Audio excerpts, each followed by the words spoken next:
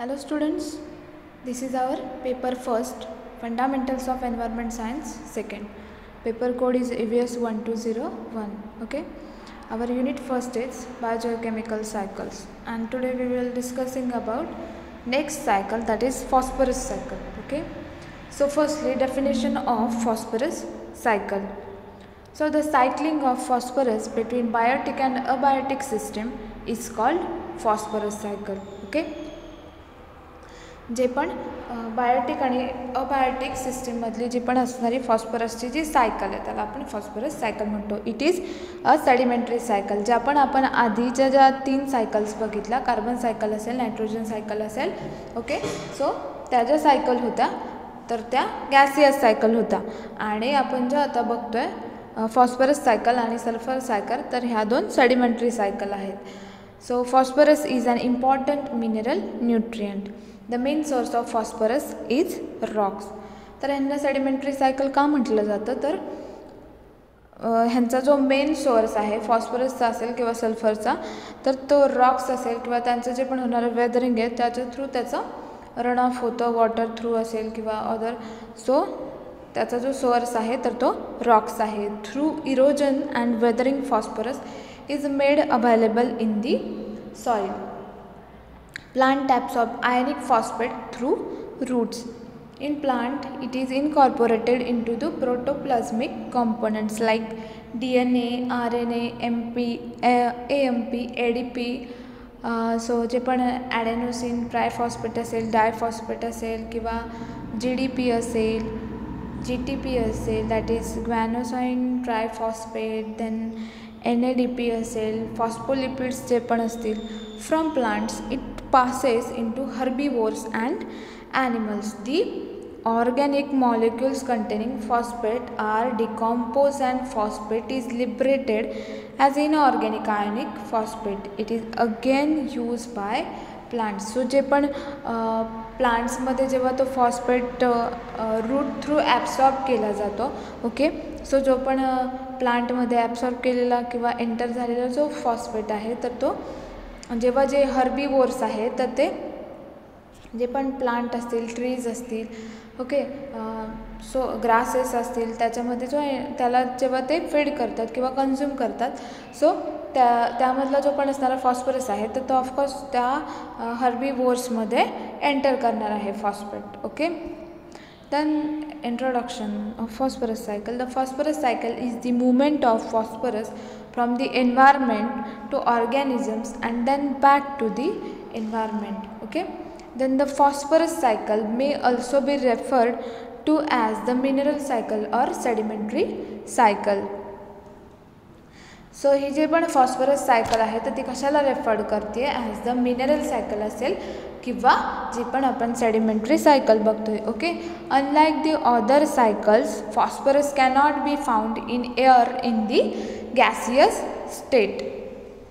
So आपण जे पण आधी गॅसियस फॉर्ममधले जे पण असणाऱ्या सायकल्स असतील, लाईक ऑक्सिजन सायकल असेल, कार्बन सायकल असेल, नायट्रोजन सायकल असेल, तर त्यांचे जे पण सायकल्स आहेत तर त्या गॅसियस स्टेटमध्ये त्या अवेलेबल आहेत. पण हा जो फॉस्फरस असेल किंवा सल्फर असेल तर ह्यांचं जे मेन सोर्स आहे तर ते काय आहे तर रॉक्स आहे. आणि ह्याच्यामधला जो फॉस्फरस असेल किंवा सल्फर असेल तर तो जे पण रन ऑफ होणारं वॉटर असेल तर त्याच्या थ्रू ते पास होतात. Okay, then the phosphorus cycle is the slowest cycle.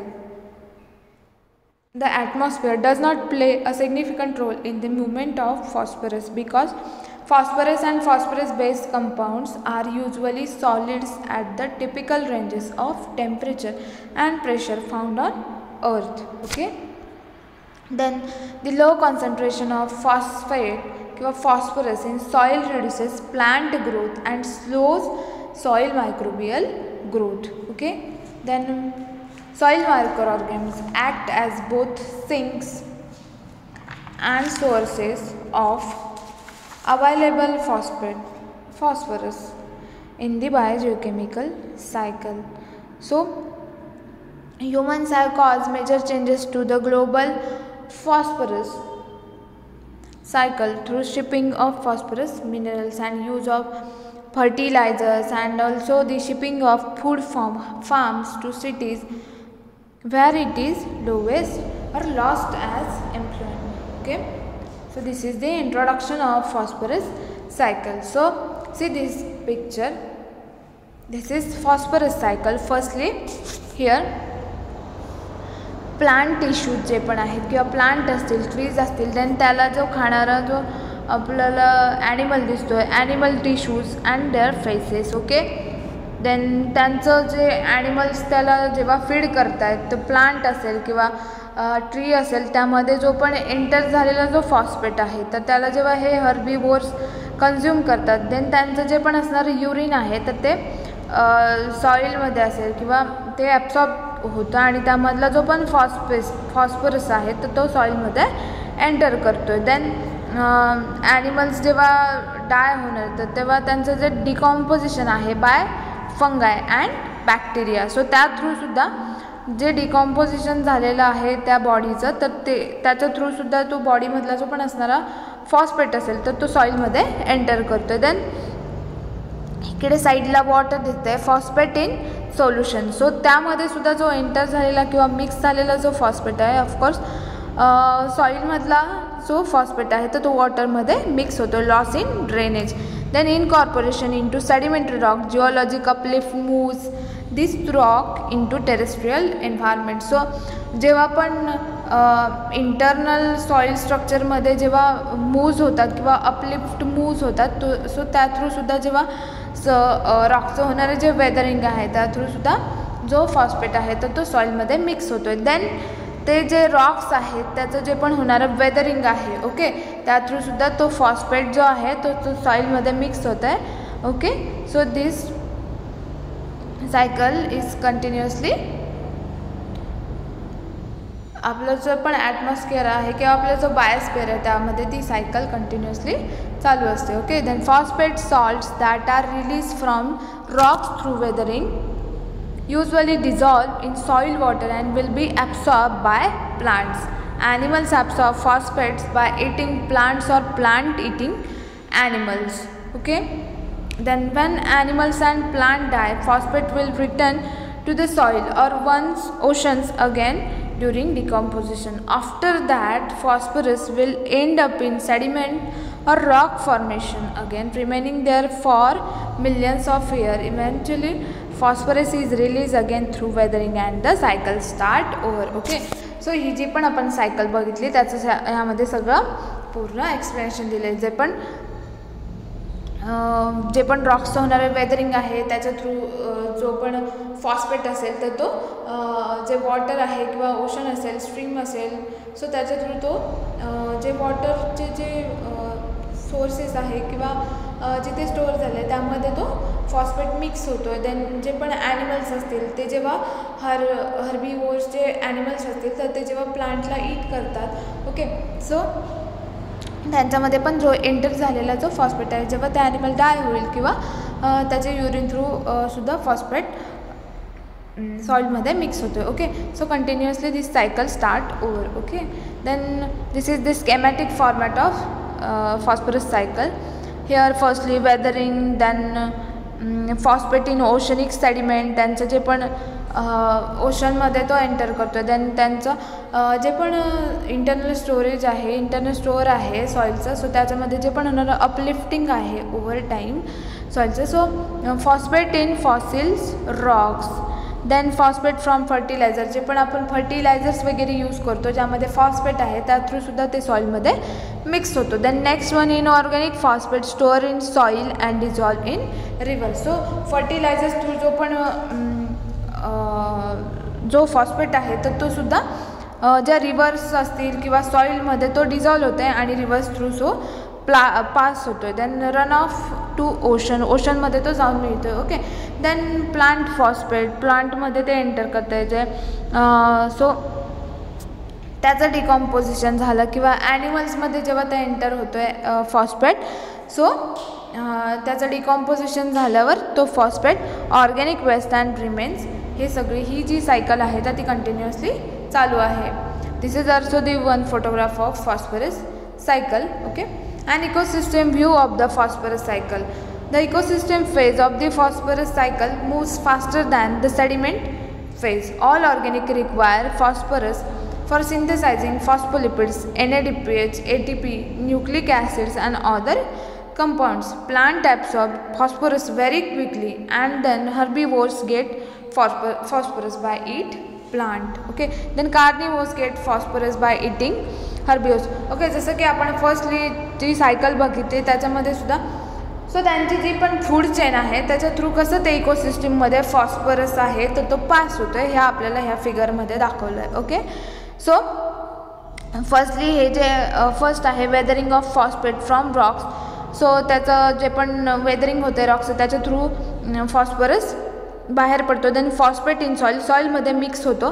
Then third one प्लांटमध्ये तो रूट थ्रू ॲब्सॉर्ब केला जातो आणि त्याला जे पण हर्बिवोर्स असतील त्याला ते खातात. देन कार्निवोर्स त्या हर्बिवोर्सला फीड करतात आणि त्यांचं जेव्हा डिकॉम्पोजिशन होतं किंवा ते जे ॲनिमल्स आहेत ते डाय होतात किंवा युरिन थ्रू असेल तर तो phosphorus as a waste product तर तो परत सॉईलमध्ये मिक्स होतो आहे. Okay, then a soil based view of the फॉस्फरस cycle. Individually phosphate weathers from rocks. The small losses in a terrestrial system caused by leaching through the action of rain are balanced in the gain from weathering rocks. Okay, so firstly here phosphate inputs असेल किंवा here biomass phosphate असेल.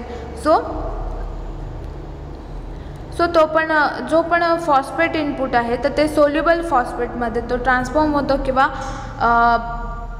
Pass होतो. Then fix phosphate जो पण आहे तो then soil organic phosphate, सॉईलमधला जो पण ऑर्गॅनिक फॉस्फेट असेल जे की आपण फर्टिलायझर्स वगैरे यूज करतो त्या थ्रू जो एंटर होणारा जो सॉईलमध्ये फॉस्फेट असेल. Okay, and then biomass phosphate again and again this is continuously over. Phosphorus is release back to the soil when plant or animal matter decomposes and the cycle repeats. Okay, then microbial importance of phosphorus. Phosphorus is a macronutrient necessary to all living cells.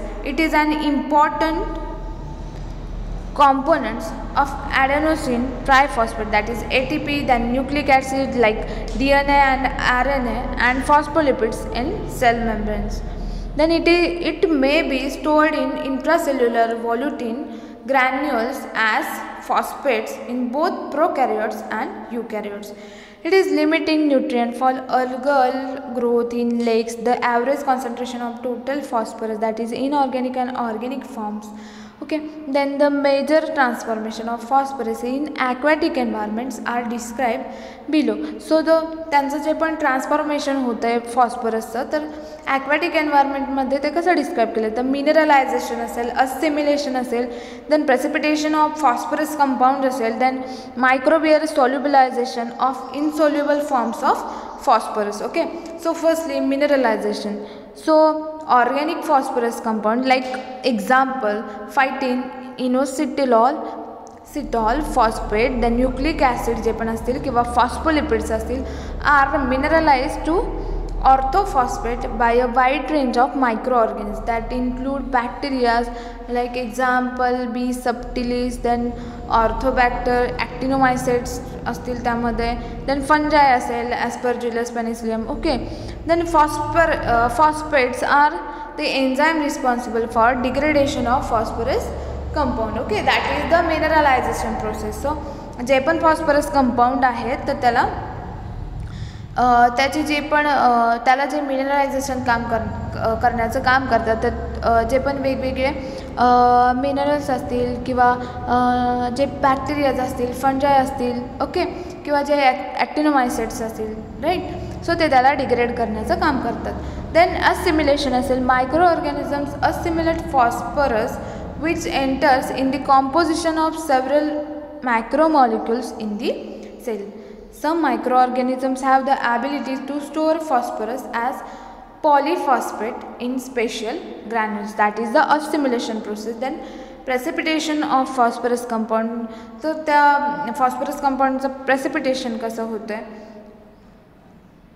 The solubility of orthophosphate in control by the pH of the aquatic environment and the presence of calcium, magnesium, ferrous and aluminum.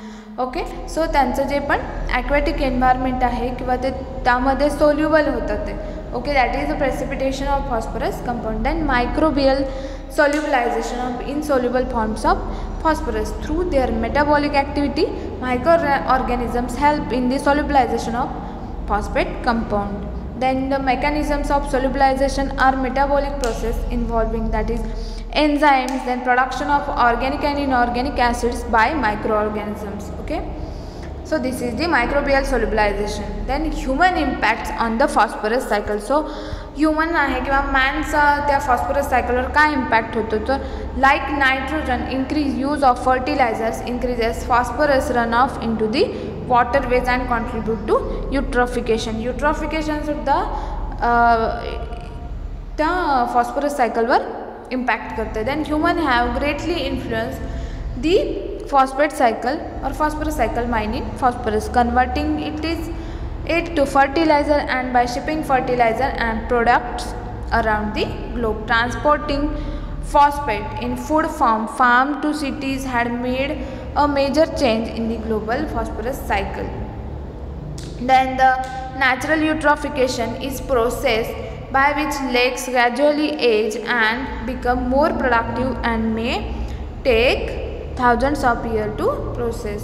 This is the human impact on the phosphorus cycle. Human influences on the phosphate cycle. So जे पण see this picture, firstly जो पण mining झालेला जो phosphate आहे Roxx through, तर तो जो फॉस्फेट आहे, फॉस्फेट आपण यूज करतो आहे फर्टिलायझर्समध्ये. ओके, ज्या इंडस्ट्रीज आहेत किंवा जे पण फर्टिलायझर्सच्या ज्या इंडस्ट्रीज आहेत, सो तिथून तो फॉस्फेट फर्टिलायझरमध्ये मिक्स केला जातो. देन जे पण ॲनिमल वेस्ट आहे, सो त्यांच्यामध्ये जो पण एंटर झालेला जो फॉस्फेट आहे, तर तो excess phosphate dissolve in water, तो सॉईलमध्ये मिक्स होतो आहे. जेव्हा त्या वॉटर थ्रू त्या फॉस्फेटचं जेव्हा रन ऑफ होतो आहे, तर तो वॉटरमध्ये डिझॉल्व होतो आहे. Then phosphate in municipal sewage and run off and erosion. So ही जी सायकल आहे तर ती कंटिन्युअसली चालू आहे. So that is the phosphorus cycle. This is a type of sedimentary cycle. Okay, thank you.